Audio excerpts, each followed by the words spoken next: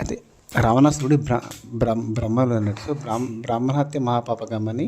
So ఆయన వధించి ఆయన ఏం చేశాడంటే అప్పుడు పురాణాల వాళ్ళు అడిగినప్పుడు వాళ్ళు ఎన్నో దేవాలయాలు తిరిగిండు. ఆ దేవాలయంలో మన కీసరగుట్ట కూడా వచ్చి ఇక్కడ ఏం చేసినా స్వయంగా ఆ లింగాన్ని పూజ చేయాలనుకున్నాడు. కానీ అప్పుడు ఏమైందంటే ఇది లింగం కావాలంటే ఏం చేయాలంటే కాశీ నుంచి పట్టుకురావాలని మన ఆంజనేయ స్వామికి చెప్పగా ఆంజనేయ స్వామి ఏం చేసిందంటే కాశీకి వెళ్ళి లింగాలు తీసుకొద్దామని వెళ్ళిపోయింది. సో అప్పటికే ముహూర్తం టైం అయిపోతుందని శ్రీరాముల వారు శివుని ధ్యానించగా శివుడు స్వయంగా వచ్చి ఆయన స్వయంగా ఆయన ఆత్మలింగంగా పిలిచాడు.